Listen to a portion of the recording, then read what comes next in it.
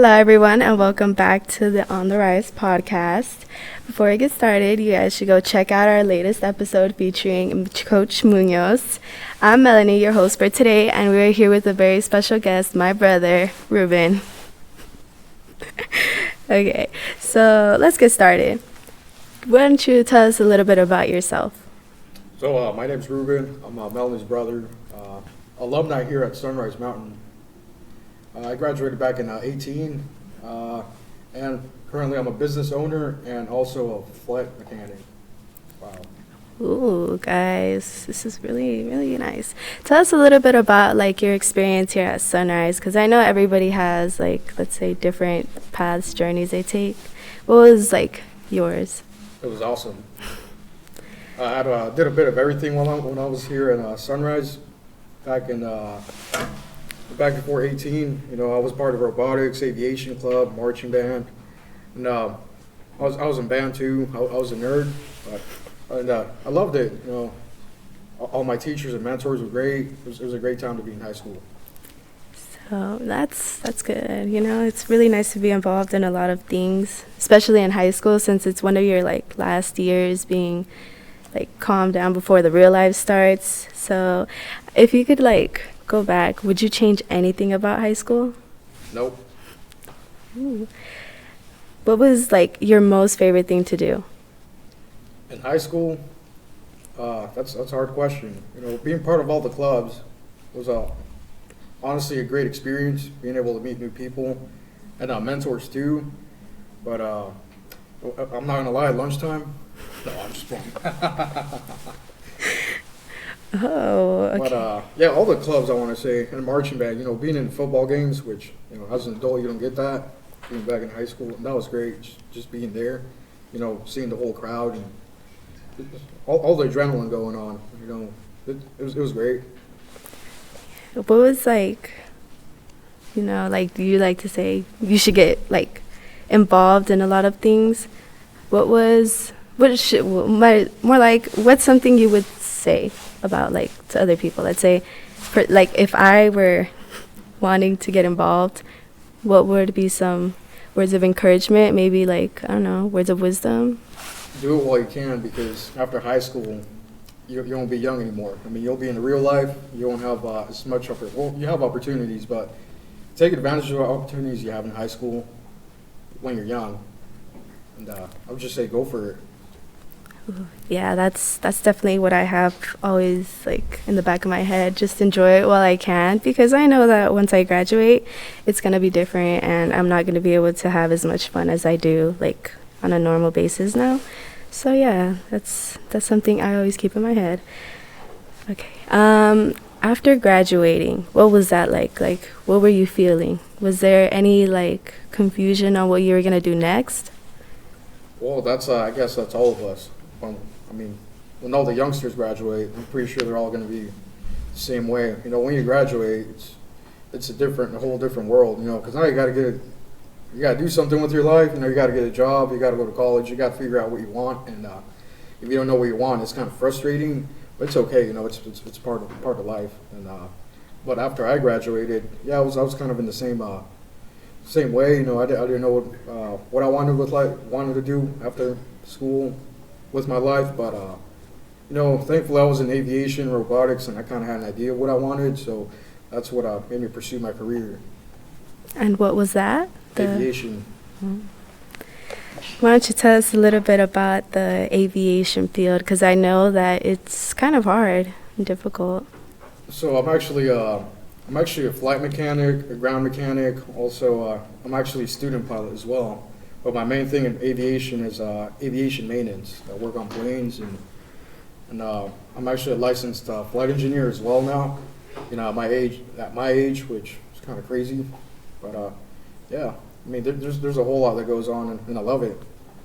Tell us a little bit about the aviation experience, working on planes. How did it feel? Working on planes, it was it was obviously a big responsibility in my hands at my age too. But it also pushed me to try harder and become a more responsible adult. And but it was great. I got to meet a lot of new people, work on different planes. I also got to fly in a lot of planes. And that's what pushed me to becoming a flight engineer mechanic, where I was actually flying on big airliners, big passenger jets. And that was great because I got to travel all over the States, even across seas too, overseas. I've been to Brazil, Colombia, you know, I've been to Australia too, which that was once, but I've been there. But it was great. I mean, I love it, and I would go back. I mean, right now I kind of took a break from it, but it was a handful too. But still, I mean, at my age, it just pushes me to keep trying harder and just learn new things and you know, try other things out, I should say. That's actually very inspiring because, you know, when he started that, I kind of wanted to get into the, you know, the aircraft field, and I still do. And I always look up to my brother for that because at his age, he was able to do what most people would do in their early 30s. So, yeah. What's one thing that was really memorable, let's say, about that whole school experience? High school or aviation? Aviation. Well, that one, that's kind of hard. That one, sorry, I'm stuttering. It went by pretty quick, especially being during COVID. I mean, there's a lot of memories there too. Just, you know, learning a lot of new things. You know, I thought I would never learn. You know, being held with all these new responsibilities. You know, they would always look down and be telling me, either take it or leave it. You know, it's a big responsibility. And it's like, all right, I'm going to go for it. Why not? And yeah, in my school, I was probably the youngest one there, the youngest aircraft mechanic. I mean, everybody else was, you know, military veterans or older people. And I was there at 18, 19, and yeah, it was pretty crazy. And what was the name of that school? Aviation Institute of Maintenance. Oh, yeah. So you mentioned being the youngest one. Was there like any doubts in you, like from other people telling you, oh, like, no, take it or leave it, or all this stuff? Did you personally ever push that too hard on yourself, or were you just pushing off those comments? Well, there's definitely a lot of comments, especially from older people. You know, I was against all these military veterans that already had experience under the belt. A lot of older people that had aircraft experience, pilots, and all this. And here I am, you know, without any aviation experience. I mean, the only aviation experience I had before that, I mean, I've flown as a student pilot, and I mean, I flew drones and stuff like that. I studied, but I wasn't really hands-on at that point yet. So when I was there, you know, I just pushed the comments away and just went for it. So you know what, I got to start somewhere. So here it is. Well, being an aviation mechanic, what company did you work for? So I worked for various companies. I mean, my first company ever was actually a little fuel station out of Kingman, Arizona. My first job ever, where I worked on small planes and just field planes, you know, put gas in planes and whatnot. After that, I was hired on by a company called Jet Yard, which there I started working on the big boy stuff, on the big passenger jets, just doing ground maintenance. And after that, you know, Swift Air, which is a charter company. It's not a big airline, it's smaller, but it's mostly a private airline, private jets, where they do, you know, specialize and stuff. They actually reached out to me, offered me a job. Somehow, you know, somebody there put the word out, and I was doing good. They reached out to me and like, hey, you know, we want you to join our team. We want to give you an opportunity of being a flight mechanic. Now, we'll get you licensed as a flight engineer. You know, do you want to come aboard? It's not going to be a, you know, easy position, easy job, but it's a great opportunity. And that's when I took it. And I also worked for JSX down here in Vegas, Jet Suite X. It's also another private airline. I worked there too, part-time, just helping out with maintenance too. I was part of their team. And yeah, but Swift Air was the biggest one, I would say. So I would say ground maintenance and air maintenance would be kind of different, maybe some similarities. Was there any hesitation when you were like asked to take the job? Yes, it took me 6 months to make the decision. What does that tell you? What was one of the biggest thing that played like to that decision? Like what made you want to say yes? Well, it was hard because I was going to be away from home. I was going to have a big responsibility in my hands, and But also being away from home and traveling and seeing all these new places, that's kind of what pushed me to go for it. And also being, having that flight engineer license, uh, that's kind of what pushed me into it. It's like, all right, I'm young, I'm gonna go for it. I mean, it's only gonna take work, right? You mentioned being away from home. How was that like schedule like? Because I imagine it being very, very stressful. Works you out. How was that like? It was a crazy schedule because when I wasn't flying, I was doing work on the ground. I mean, I was also a maintenance director down at my base and a manager. But if I wasn't out flying around the states, with my plane, handling ground services too, I'd be back at my base doing maintenance. Just sorting everything out, like ground services, fuel, weight and balance, baggage, and all that. So it was a stressful schedule. I mean, I literally worked 24/7 around the clock.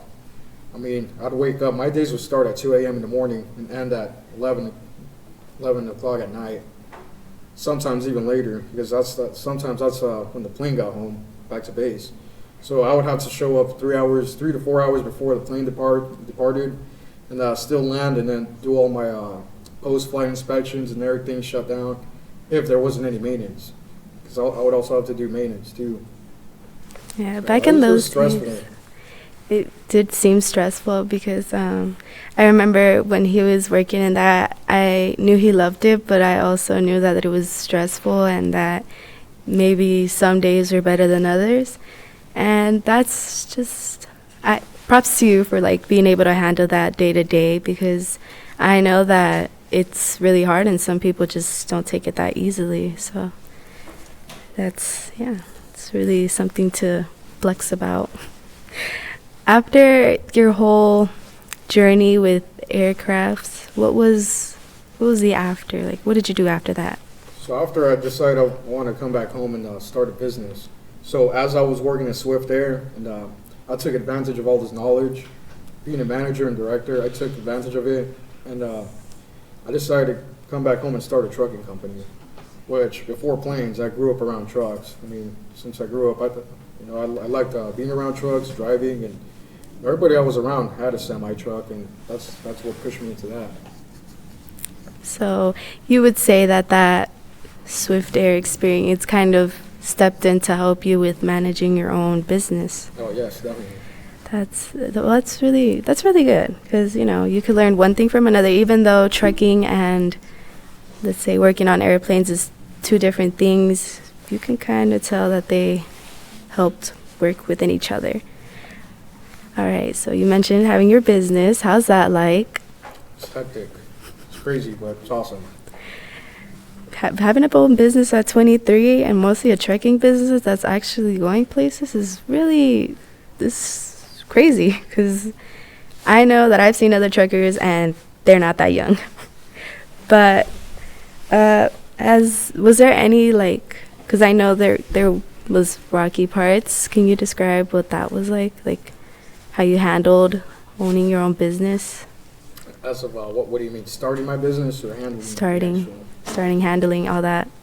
Well, yeah, when I took advantage of all the knowledge of Swift and I jumped right into it, I thought at Swift I had a handful, and then when I started my own business, I had even more of a handful, because there's a lot of things I had to take care of myself, such as licensing and all that, managing, also driving too, and my own maintenance. So at the time I was kind of a one-man band, doing everything myself. But I was just starting out, so I didn't give up. It's like, all right, it's only gonna be hard at the beginning until I learned everything else. But yeah. So not giving up was a big play in that, right? I mean, because I know for me, it was hectic starting our own business. So how's it going now? It's going pretty great. That's really good to hear. Anymore. Still is, but isn't. That's great to hear. How long has this business been around? I'm about to hit my 2-year marker. Oh yeah, huh? So And what's the name of this business? Transport. So I took, Gurrola, my last name, and just named it Gur Transport. So that's a lot to take in, man. Uh, what would you describe the trekking area like? Like the, let's say the forest. Like, how's it like being a trekker, basically?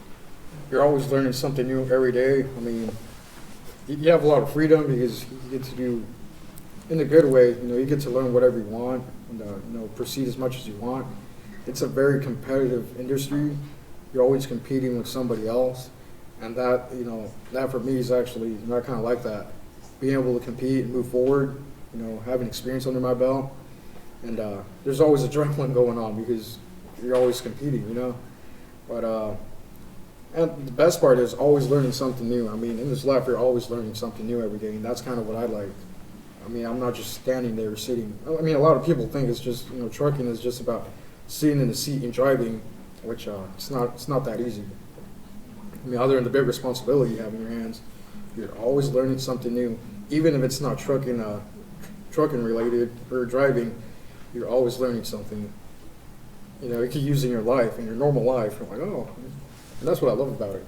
I feel like that would be really important to learn, how to handle situations and stuff, With Gear Transport, how did it come to be? What did it take from you? Like, what your mentality? What was it like starting the business? Like, you're mostly about yourself, your feelings. So when I started out, obviously I was pretty stressed, scared, and lost because, I was on my own at that point, and I wasn't out working for somebody else. When I came home and started, it's like, all right, it's all in my hands. I'm on my own, so I gotta figure this out. I gotta build my company, build my business, and at that point, there's a lot of things I had to figure out on my own. A lot of hard life lessons too that would happen, but it is what it is. I was lost, but I wasn't looking forward to giving up. I always had a vision in me. All right, this is my plan. This is my goal. Let's get to work. All those long days and long nights, eventually paid off. I mean, are paying off, I should say. So I'm still in the working business. I'm still working too. 24/7, and well, it is what it is. It's part of the game. Yeah, this is trekking is like a very like a traveling job, I would say, and knowing that you were traveling all over the place working for Swift, was there any connection? Like, did you say you wanted to be a trucker because you wanted to still keep on going places, or? That was kind of part of the thing too. I mean, me personally, I'm being honest, I don't like driving, but here I am as a truck driver. The reason I got into the trucking business is because I have a passion for trucks, for big rigs, and standing out. Since I grew up around them, seeing all these nice big shiny trucks, just rolling down the highway. I mean, I like traveling too. It's just back when I was flying, it took me 2 hours to get to Chicago rather than 3 days. Not 2 hours. I mean, the traveling is also great. I mean, I've seen some beautiful places, seen some beautiful sights. And you're always, sometimes you're out in the middle of nowhere. It's crazy, but it's cool. I don't know how to explain it. It's a good feeling. Yeah. Oh, that traveling. I would like to do some traveling, work while traveling. Would you say that this drains people a lot? Because personally, me, if I were you, I'm just going to say it, I would have quit because traveling a lot like that, mostly driving, like, was this tiring, like mentally, physically, emotionally? Well, let me tell you what, it'll only drain you, bring you down if you let it bring you down. If you wake up and with that positive mindset, let's go get it, it won't drain you, I should say. You're always going to be proud of what you're doing. You're always going to be happy. You're always going to be achieving goals. Because if you let yourself down, get drained, it kind of brings you down in a way. And that's me. I never let that happen. I always get up. I always wake up in the morning with let's go get it. No matter how bad the situation is, I always have a smile on my face. So that's how it should be. I always stay positive. That's the biggest part. Yeah, that's inspiring. Okay. What would be one of your biggest jobs you've ever done with Gur Transport? One of my biggest jobs.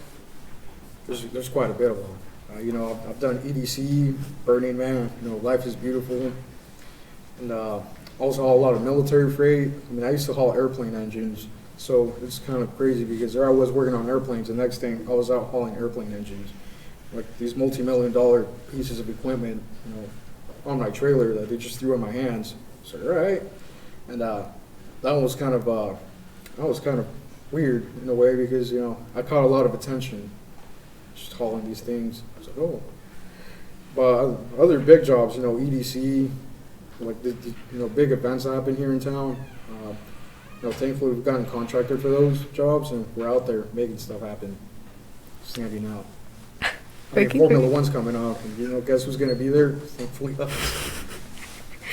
Well, thank you for providing for EDC, because if it wasn't for all these truckers, all that equipment and everything wouldn't be there.